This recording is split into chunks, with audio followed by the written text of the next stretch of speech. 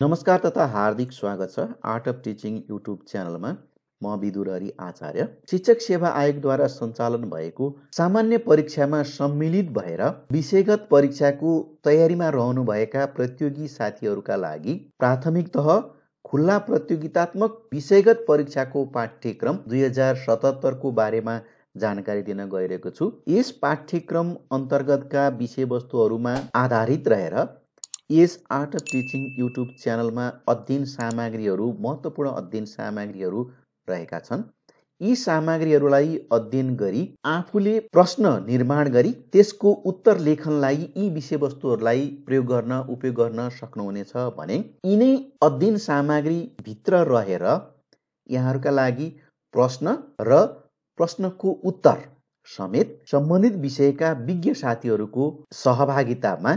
यहाँहरूलाई उत्तर समेत प्रस्तुत गर्ने जमर्को गर्नेछु भने आजको विषयवस्तुमा विषयगत परीक्षाको पाठ्यक्रम सम्बन्धी जानकारी गराउनेछु। विषयगत पाठ्यक्रम अन्तर्गत पूर्णाङ्क 100 र समय 3 घण्टा रहेको छ र यस अन्तर्गत विषयगत पाठ्यक्रमको खण्ड क अन्तर्गत रहेको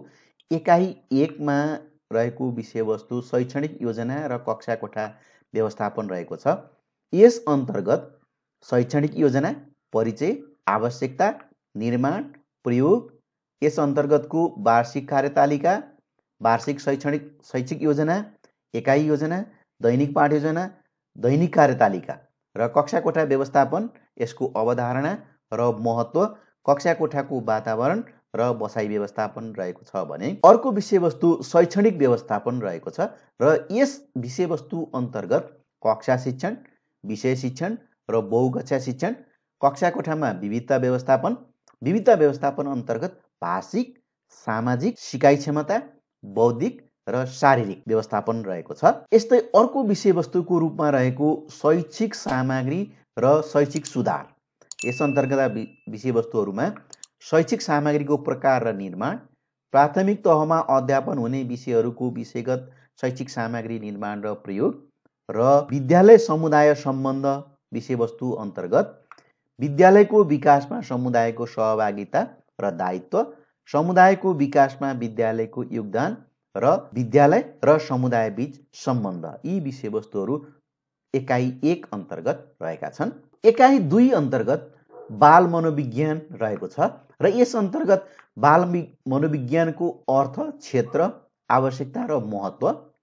वृद्धि र विकास र यस अन्तर्गत वृद्धि र विकासको अवधारणा, मानव विकासका विशेषताहरू र मानव विकासका चरणहरू, पूर्व बाल्यावस्था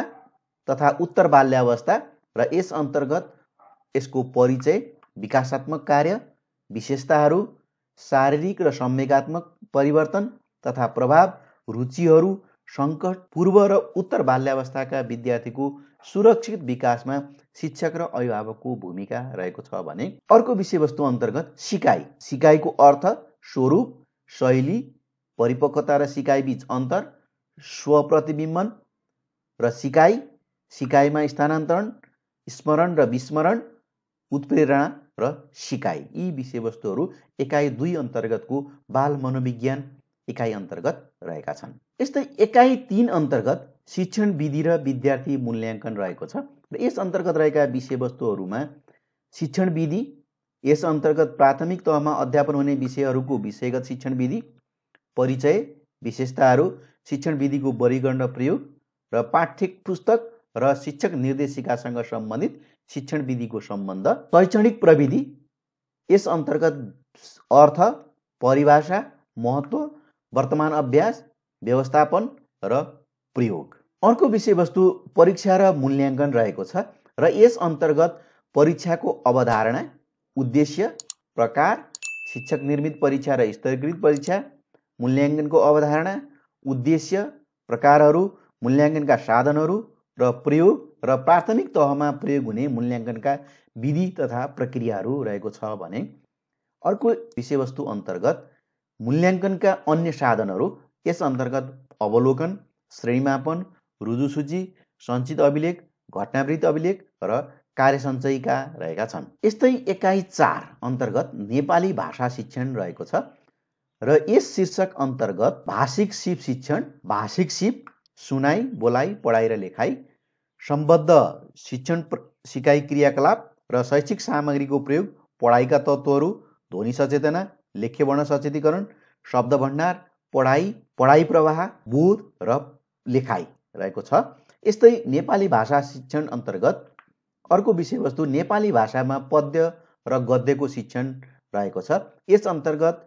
परिचय, प्रयोजन, शिक्षण विधि तथा शिक्षण क्रियाकलाप र भाषिक सिपमा विधा शिक्षणको भूमिका रहेको छ।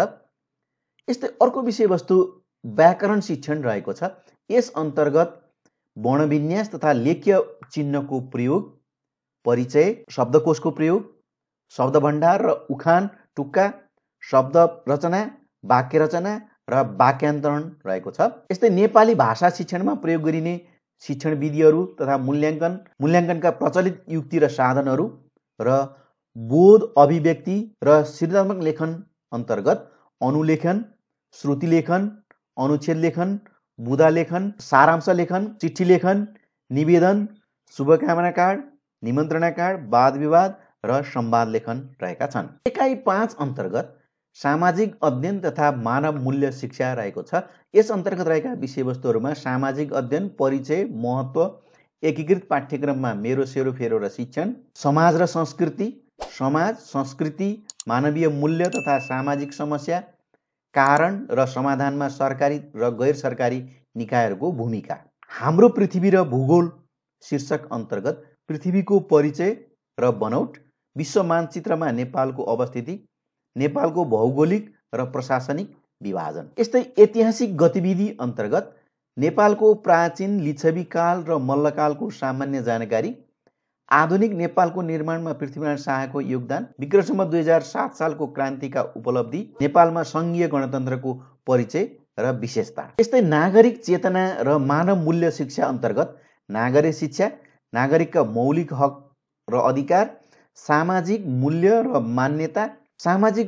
मान्यताहरू र मूल्यमा आधारित शिक्षा,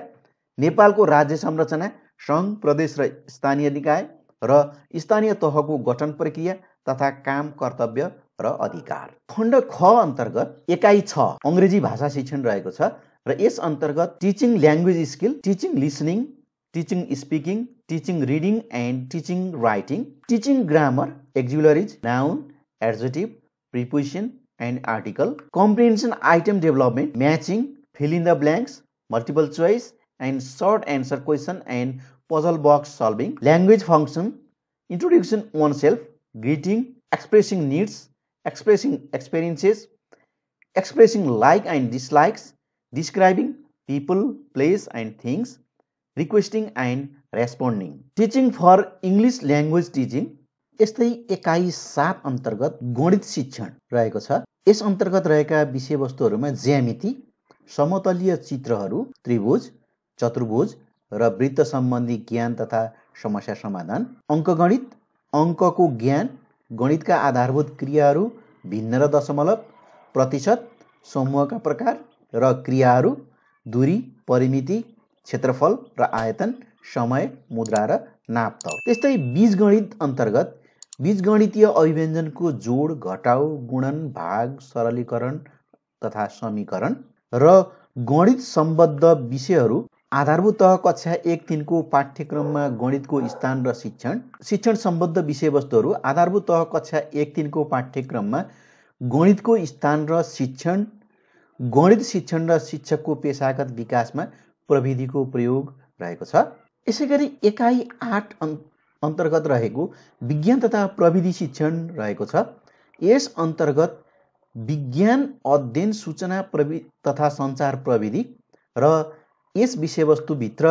विज्ञान अध्ययनमा खोज, अवलोकन र प्रयोग, लम्बाइ, चौडाइ, पिण्ड र समयको नाप, सूचना तथा सञ्चार प्रविधि, विज्ञान शिक्षणमा सूचना र सञ्चार प्रविधिको प्रयोग। यस्तै जीव र वातावरण, यस अन्तर्गत जीवको वर्गीकरण, जीवलाई असर पार्ने वातावरणीय तत्त्वहरू, जनावरको वर्गीकरण, ढाड भएका र ढाड नभएका, बिरुवाहरूको वर्गीकरण, जमिनमा र पानीमा पाइने, फुल फुल्ने, नफुल्ने र एकदलीय र द्विदलीय, जीवन प्रक्रिया, जनावर र बिरुवामा जीवन प्रक्रिया, बिरुवामा विभिन्न भाग र तिनीहरूका कार्य, जनावर र बिरुवामा हुने प्रजनन प्रक्रियाको सामान्य जानकारी, पदार्थ र शक्ति, पदार्थका प्रकार, पानी, हावा र चट्टान, पदार्थका भौतिक गुणहरू, शक्तिका विभिन्न स्वरूपहरू, परिचय, महत्त्व, स्रोत र उपयोगिता र अन्तरिक्ष अन्तर्गत सूर्य र सौर्य परिवार रहेको छ। यस्तै एकाइ 9 अन्तर्गत स्वास्थ्य, शारीरिक शिक्षा तथा सृजन कला रहेको छ। यस अन्तर्गत रहेका विषयवस्तुहरूमा व्यक्तिगत स्वच्छता र वातावरण सरसफाइ, व्यक्तिगत सरसफाइ, वातावरणीय सरसफाइ, फोहोर व्यवस्थापन तथा कुहिने फोहोरबाट जैविक मल निर्माण, प्राथमिक उपचार, परिचय, महत्त्व, पारिवारिक र सामुदायिक स्वास्थ्य सेवा, घर, विद्यालय र खेल मैदानमा हुने दुर्घटना, प्राथमिक उपचार तथा दुर्घटनाबाट बच्ने उपायहरू, धूम्रपान, मद्यपान र लागु पदार्थको दुर्व्यसनबाट व्यक्ति, परिवार र समाजलाई पार्ने असर र यसबाट बच्ने उपाय। शारीरिक शिक्षाका आधारभूत सिपहरू, गतिशील अवस्थाका सिपहरू जस्तै दौड, रिले खेल, हाई जम्प, लङ जम्प आदि, स्थिर अवस्थाका सिपहरू, साधारण तथा स्थानीय खेलहरू, कवाज र शारीरिक व्यायाम, योग, योगासन र योगाभ्यास र सृजन कला अन्तर्गत परिचय र महत्त्व, एकीकृत पाठ्यक्रममा सृजन कलाको समावेशीकरण, दृश्य कला र सङ्गीत कलाभित्र पर्ने विषयवस्तुहरूको सामान्य परिचय, उद्देश्य, विषयवस्तु र पाठ्यभार रहेको छ। यस्तै एकाइ 10 अन्तर्गत भाषा र पाठ्यक्रम एकाइ रहेको छ। यस अन्तर्गत पाठ्यक्रम, अर्थ, परिभाषा, महत्त्व, तत्त्वहरू, पाठ्यक्रम निर्माणका आधारहरू र प्राथमिक तहको वर्तमान पाठ्यक्रम संरचना, स्थानीय पाठ्यक्रम, परिचय, महत्त्व र विद्यालय तहमा स्थानीय पाठ्यक्रम सम्बन्धमा भएको व्यवस्था, स्थानीय पाठ्यक्रम निर्माणका प्रक्रिया र प्रयोग, स्थानीय पाठ्यक्रम कार्यान्वयन र सिकाइमा प्रभाव पार्ने तत्त्वहरू, जनशक्ति व्यवस्थापन, पाठ्यपुस्तक व्यवस्था, बहुभाषी समाज र भाषिक विविधता, नेपालमा मातृभाषा तथा स्थानीय भाषा सम्बन्धमा भएका नीतिगत प्रयास अन्तर्गत संवैधानिक व्यवस्था, कानुनी र संरचनात्मक व्यवस्था। यसपछि यसको विशिष्टीकरण तालिका रहेको छ। यस अन्तर्गत यस पाठ्यक्रमको स्वरूप पाठ्यक्रम एकीकृत, खण्ड क अन्तर्गत रहेको शैक्षणिक योजना र कक्षा कोठा व्यवस्थापन एकाइबाट प्रश्न एउटा र 10 अङ्कको अङ्कभार रहने। यस्तै दोस्रो एकाइ बाल मनोविज्ञान अन्तर्गत एउटा प्रश्न र 5 अङ्कको अङ्कभार। यस्तै शिक्षण विधि र विद्यार्थी मूल्याङ्कन एकाइबाट एउटा प्रश्न र 10 अङ्कको अङ्कभार रहेको छ भने नेपाली भाषा शिक्षण एकाइ अन्तर्गत 10 र 5 अङ्कभारका दुईवटा प्रश्न, एउटा प्रश्न 10 अङ्कको र एउटा प्रश्न 5 अङ्कको गरी दुईवटा प्रश्न रहनेछन्। यस्तै सामाजिक अध्ययन तथा मानव मूल्य शिक्षाबाट एउटा 10 अङ्कको प्रश्न रहने व्यवस्था छ। खण्ड ख अन्तर्गत अङ्ग्रेजी शिक्षण, यस अन्तर्गत एउटा प्रश्न 10 अङ्कको, गणित शिक्षण अन्तर्गत एउटा प्रश्न 10 अङ्कको, विज्ञान तथा प्रविधि शिक्षण अन्तर्गत एउटा प्रश्न 10 अङ्कभारको, स्वास्थ्य, शारीरिक तथा सृजन कला, यस अन्तर्गत दुईवटा प्रश्नहरू 5-5 अङ्कभार रहेका छन्। स्वास्थ्य, शारीरिक तथा सृजन कलाबाट एक-एकवटा प्रश्न 5-5 अङ्कका रहनेछन् भने भाषा पाठ्यक्रम एकाइबाट एउटा प्रश्न र 10 अङ्कभारको रहनेछ भने यसरी कुल खण्ड क र खण्ड खबाट जम्मा 12वटा प्रश्न र 100 पूर्णाङ्क रहेको छ। यो पाठ्यक्रमलाई 2 खण्डमा विभाजन गरिएको छ र प्रत्येक खण्डबाट 5 वा 10 अङ्कभारका प्रश्न सोधिनेछ, जुन माथि नै उल्लेख भइसकेको छ। प्रत्येक खण्डका लागि अलग अलग उत्तर पुस्तिका प्रयोग गर्नुपर्नेछ। लिखित परीक्षाको माध्यम नेपाली वा अङ्ग्रेजी वा दुवै हुनेछ, तर भाषा विषयको हकमा सोही भाषा हुनेछ र यो पाठ्यक्रम 2077 असार 27 गतेदेखि लागू हुने छ। त्यस पछाडि सञ्चालन भएका प्राथमिक तह तृतीय श्रेणीको खुला परीक्षाका लागि यो पाठ्यक्रम लागू भएको छ। हस्, यहाँहरू सम्पूर्णलाई हार्दिक धन्यवाद र नमस्कार भन्दै यो पाठ्यक्रम सम्बन्धी जानकारी पश्चात यहाँहरूलाई विषयगत रूपमा क्रमशः यी इकाइ र विषयवस्तु अन्तर्गत रहेर यहाँहरूलाई प्रश्न र यसका सम्भावित उत्तरहरू सहित यहाँहरूलाई जानकारी गराउनेछु। यस भिडियोलाई अन्तिमसम्म हेरेर जानकारी लिनुभएकोमा हार्दिक धन्यवाद। नमस्कार।